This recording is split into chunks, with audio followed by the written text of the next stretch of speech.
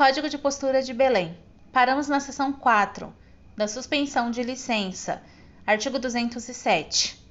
A suspensão de licença consiste na interrupção por prazo não superior a 1 ano da atividade constante do alvará em consequência do não cumprimento de norma prevista para seu regular exercício, funcionamento ou, no caso de estabelecimento, quando o interessado se opuser ao exame, verificação ou vistoria por agente da fiscalização municipal. Seção 5. Da cassação de licença. Artigo 208. A cassação de licença consistirá na paralisação da atividade constante do alvará nos casos seguintes. Inciso 1. Não cumprimento nos prazos estabelecidos de exigências que motivarem a suspensão da licença, embargo ou indenização. Inciso 2. Quando ocorrer invalidação de licença na forma prevista neste Código. Artigo 209. Cessados os motivos que determinarem a cassação da licença, o interessado poderá restabelecer o exercício da atividade subordinando-se às exigências estabelecidas para a outorga de nova licença. Seção 6. Da cassação da matrícula. Artigo 210. A cassação da matrícula poderá ocorrer nos casos seguintes. Inciso 1. Pela não revalidação da carteira de saúde. Inciso 2. Quando o vendedor for acometido de moléstia infecto-contagiosa. Inciso 3. Venda de mercadoria deteriorada de procedência clandestina ou nociva à saúde. Inciso 4. Quando o feirante se deslocar de uma feira para outra sem a devida autorização. Inciso 5. Quando o feirante deixar de comparecer sem justa causa 4 vezes consecutivas à feira para a qual foi matriculado.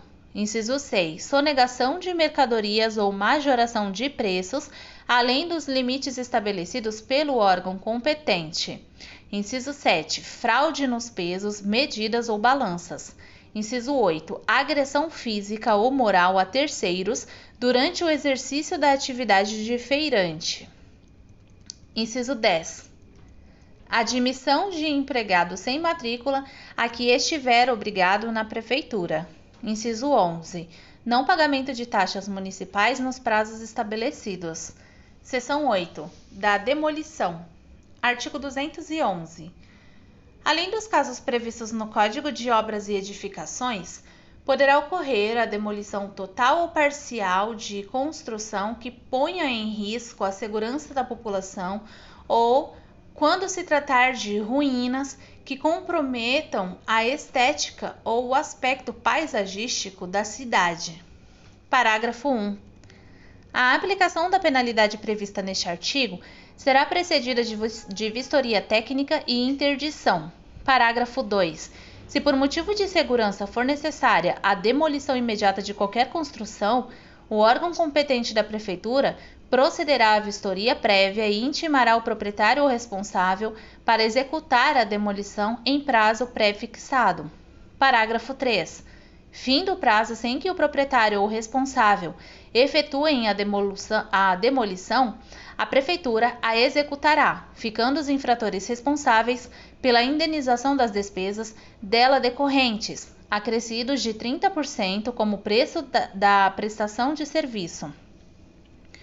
Parágrafo 4.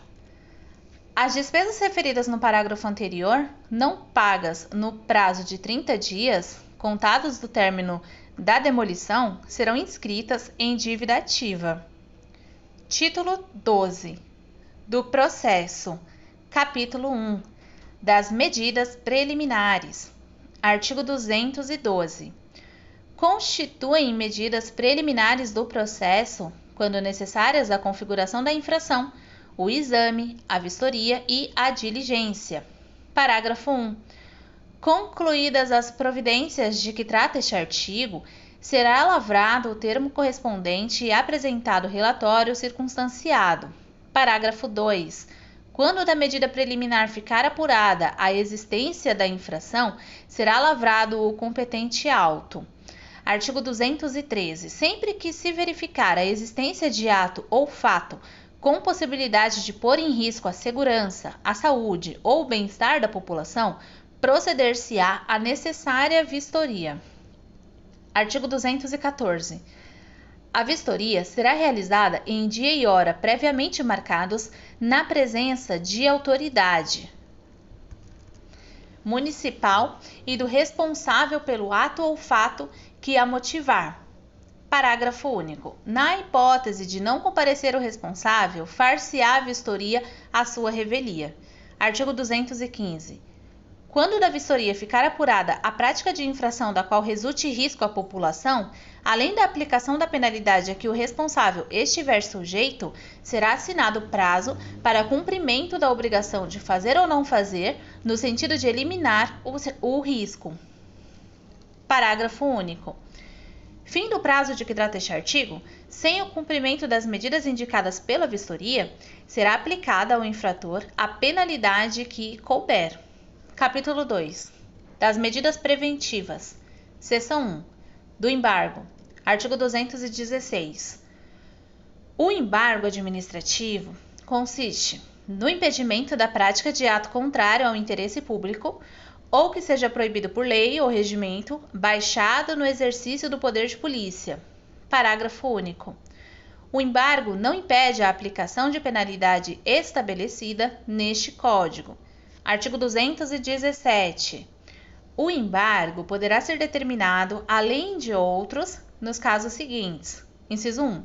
Quando o estabelecimento estiver funcionando, alínea A, com atividade diferente ou além daquela para a qual foi concedida a licença. Alínea B, sem o alvará de licença. Alínea C, em local não autorizado.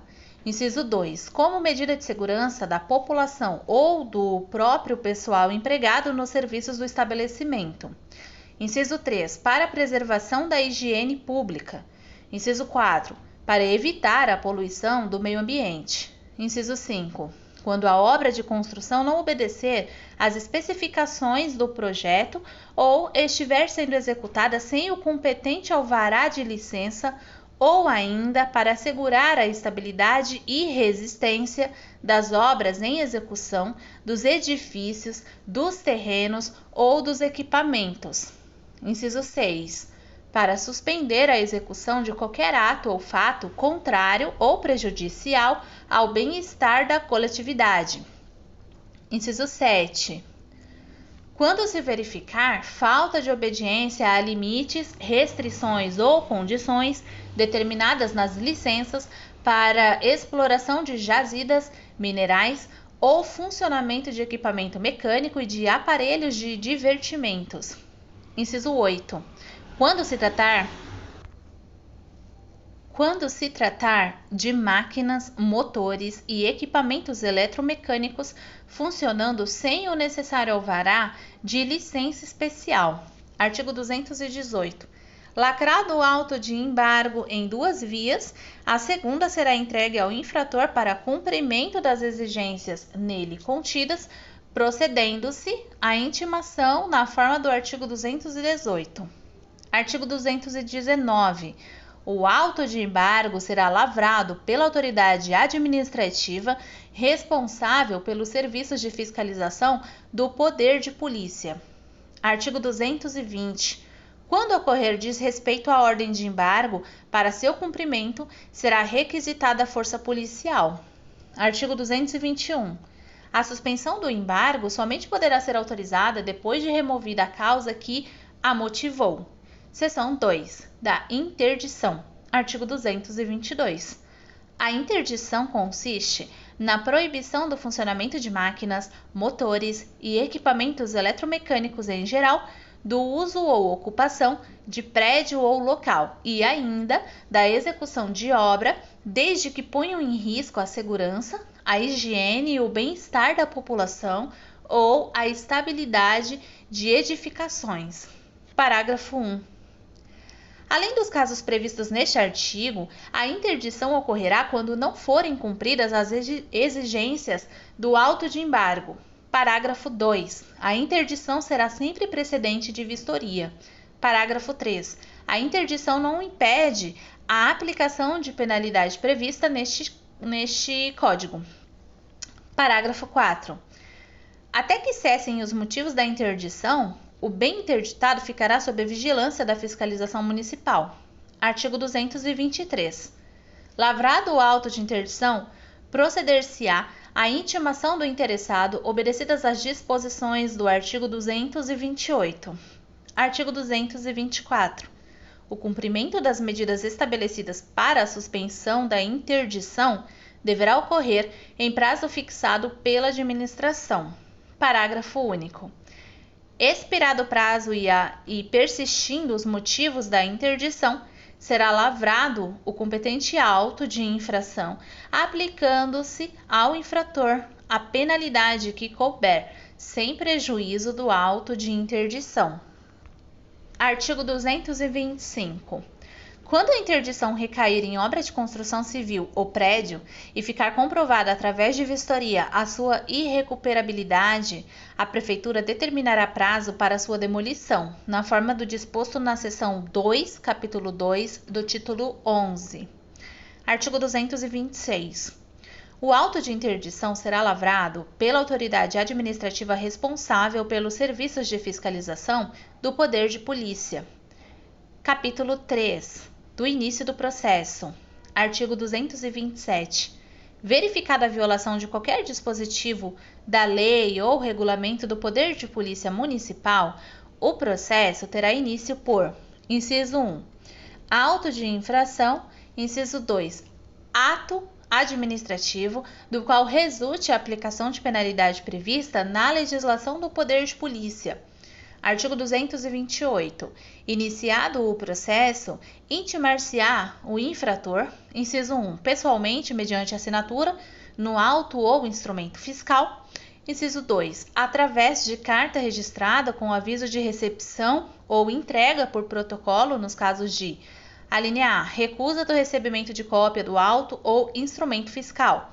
Alínea B, ausência do infrator.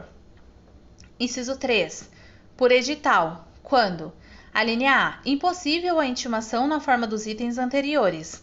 Alínea B, desconhecido ou incerto o endereço do infrator. Parágrafo único. A intimação considera-se feita: alínea A, no caso do inciso 1, da data da assinatura do auto ou instrumento fiscal. Alínea B, no caso do inciso 2, da data de entrega do aviso de recepção ou do recebimento do auto ou instrumento fiscal através de protocolo. Alínea C, no caso do inciso 3, da data de publicação no órgão oficial. Capítulo 4. Do auto de infração. Artigo 229. O auto de infração é um dos instrumentos por meio do qual se inicia o processo para apurar infração às normas de poder de polícia. Artigo 230. O auto conterá todos os elementos indispensáveis à identificação do autuado e autuante. Discriminação clara e precisa do fato e indicação da infração. Artigo 231. Da lavratura do auto, intimar-se-á o infrator mediante entrega de cópia do instrumento fiscal, observado o disposto no capítulo anterior. Artigo 232. O infrator terá o prazo de 10 dias para a defesa que deverá ser interposta através de petição, entregue contra recibo no protocolo do órgão por onde corre o auto de infração, contando o seu prazo da data de intimação. Artigo 233. Decorrido o prazo fixado no artigo anterior, sem que o autuado tenha apresentado defesa, será considerado revel, lavrando-se no processo o termo de revelia. Artigo 234. Apresentada a defesa, o autuante terá o prazo de 10 dias para a instrução do processo. Parágrafo 1. O prazo fixado neste artigo poderá ser prorrogado por igual período a critério do diretor do órgão. Parágrafo 2. No caso de impedimento legal do autuante ou não, a apresentação da instrução no prazo estabelecido no parágrafo anterior, o processo será distribuído a outro funcionário que a formulará contando-se novo prazo. Artigo 235. A autoridade julgadora terá o prazo de 10 dias a contar do recebimento do processo para exarar despacho decisório. Parágrafo 1. Não se considerando habilitada para decidir, a autoridade poderá, dentro do prazo de 48 horas do recebimento do processo, convertê-lo em diligência ou submetê-lo a parecer jurídico ou técnico, passando a contar da data do retorno do processo o prazo estabelecido para a decisão. Parágrafo 2. Para cumprimento da diligência ou emissão do parecer, será fixado prazo não superior a 10 dias, total ou parcial, do auto de infração. Artigo 236. A decisão será proferida por escrito, com simplicidade e clareza, concluindo pela procedência ou improcedência, total ou parcial, do auto de infração. Artigo 237. Da decisão será notificado o interessado ou infrator por instrumento de comunicação contra recibo ou registro em livro, protocolo ou mediante publicação no órgão oficial. Artigo 238. O prazo de pagamento da penalidade pecuniária é de 10 dias, a contar da ciência da decisão. Artigo 239. Serão julgados em primeira instância, como instância única, os processos de que resultem a aplicação de multa de valor inferior a uma unidade fiscal do município. Parágrafo único.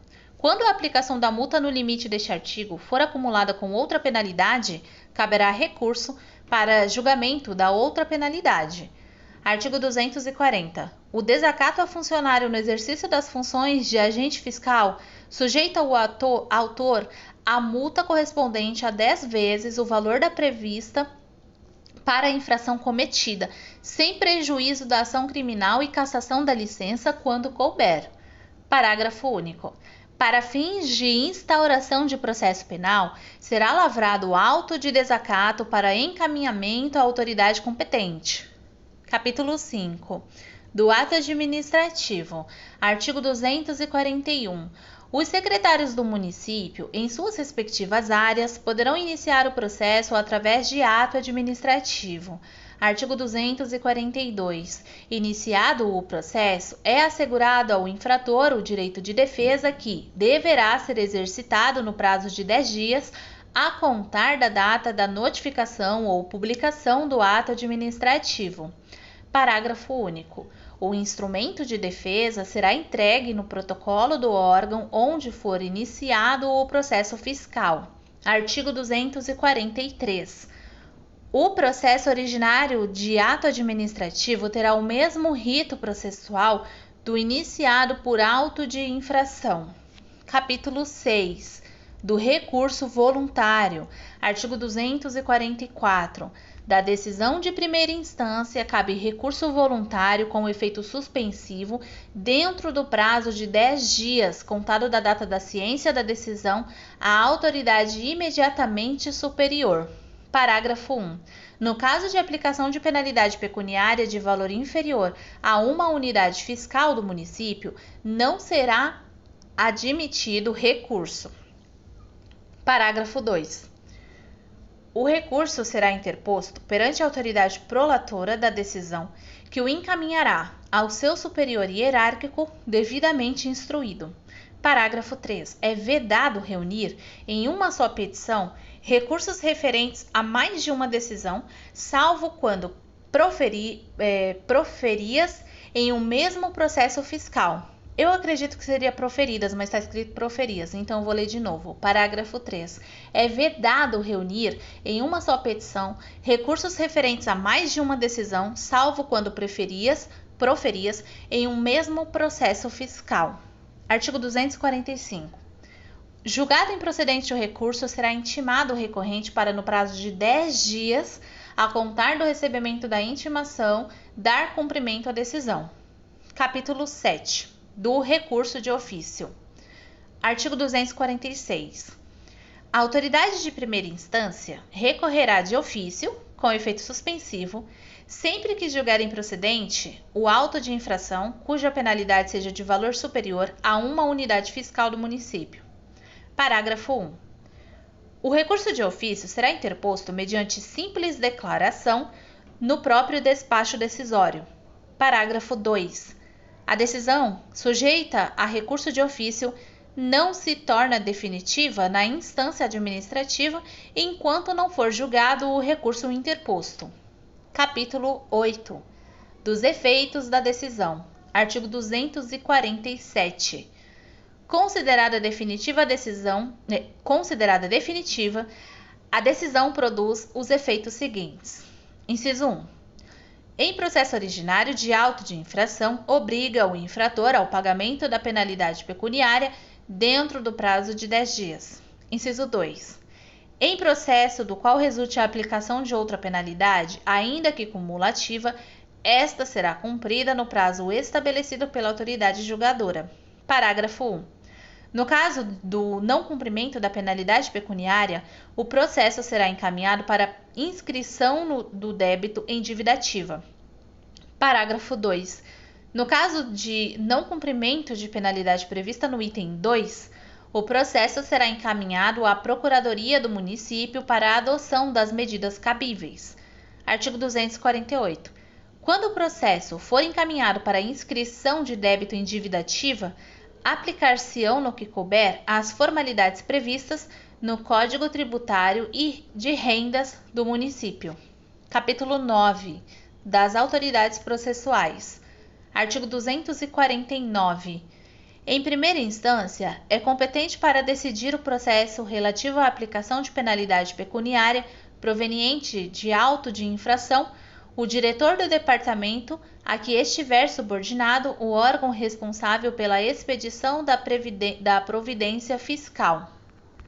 Artigo 250. Quando o processo se referir à aplicação de penalidade que não seja pecuniária, a competência para decidir em primeira instância é a seguinte. Inciso 1. Secretário do município nos casos de suspensão e cassação de licença ou de matrícula de demolição. Inciso 2. Diretor do departamento nos casos de apreensão ou perda de bens e mercadorias. Artigo 251. Em segunda instância, é competente para julgar o processo o secretário do município a que estiver subordinado o diretor de departamento que decidiu o processo em primeira instância ou o prefeito, nos casos em que a decisão de primeira instância for proferida pelo secretário do município. Título 13. Do funcionamento das farmácias. Artigo 252. Os alvarás para funcionamento de farmácias só serão liberados após o estabelecimento comprovar o cumprimento das exigências da Secretaria de Estado de Saúde. Parágrafo 1. Nos dias úteis, as farmácias abrirão obrigatoriamente para comercializar das 7h30 às 8h, salvo algum dispositivo de lei que contrarie essa obrigatoriedade. Parágrafo 2. Aos domingos, feriados nacionais ou locais e dias santos, ficarão de guarda das 7h30 da manhã às 18h os estabelecimentos farmacêuticos que voluntariamente quiserem abrir suas portas mediante o pagamento de uma taxa anual no valor de 0,2 UFM, desde que não estejam de plantão. Parágrafo 3. O plantão das farmácias cuja escala será organizada pela Prefeitura obedecerá invariavelmente ao horário das 7h30 da manhã às 7h30 da manhã do dia seguinte, diurna e noturnamente, nos domingos, feriados nacionais, locais e dias santos, e das 21h às 7h30 do dia seguinte, nos dias úteis. Parágrafo 4. O referido plantão será dado no menor grupo possível, no máximo de 10, que se revezarão pela ordem a critério da Prefeitura e de acordo com o interesse público. Parágrafo 6. Os proprietários de farmácias são obrigados a conservar nas portas dos estabelecimentos uma placa em que se leia estar a mesma de plantão, assim como ter em lugar visível uma relação de todas as farmácias do grupo de plantão com os respectivos endereços para orientação dos interessados. Parágrafo 7. Fica expressamente proibido o estabelecimento farmacêutico que não estiver de plantão abrir suas portas para comercializar depois das 9 horas da noite até 7h30 do dia seguinte. Parágrafo 8. A falta de cumprimento das determinações constantes dos parágrafos deste artigo importará multa ao proprietário do estabelecimento de 2 a 4 unidades fiscais do município em vigência elevada ao dobro nas reincidências. Título 14. Das Disposições Gerais. Artigo 253. As infrações às disposições deste Código serão punidas com aplicação de multa, variável de acordo com a natureza, gravidade, risco e intensidade do ato, sem prejuízo de outras penalidades a que o infrator estiver sujeito. Parágrafo único. Em caso de reincidência, a multa prevista para o ato será sempre aplicada em dobro e em progressão geométrica. Artigo 254. Sendo necessário regulamentar alguma norma deste Código, o prefeito municipal o fará através de decreto. Artigo 255. Fica aprovada a tabela base anexa, que passa a constituir parte integrante deste Código. Artigo 256. A presente lei entra em vigor a partir de 1º de janeiro de 78, revogadas as disposições em contrário. Daí vou ler a tabelinha aqui para vocês, que fica no final da lei, que diz assim: tabela base para aplicação de multas. Então vem a 01, que é da licença de localização e funcionamento do comércio e indústria. Então é 25 UFM. A 02 é a linhazinha. A 02 é da licença para exploração de atividade em logradouro público, que é 10 UFM. A 03 é da licença especial, é 50 UFM. A 04 é da proteção estética, paisagística e histórica da cidade, 50 UFM. A 05 é da higiene dos logradouros e vias públicas, 80 UFM. A 06 é da higiene dos estabelecimentos em geral, 80 UFM. A 07 é da higiene das unidades imobiliárias, 10 UFM. A 08 é da higiene dos alimentos, 80 UFM. A 09 é da poluição do ar, 150 UFM. A 10 é da poluição sonora, 100 UFM. A 11 é da poluição das águas, 150 UFM. E a última linha é a 12, dos divertimentos públicos, que é 20 UFM.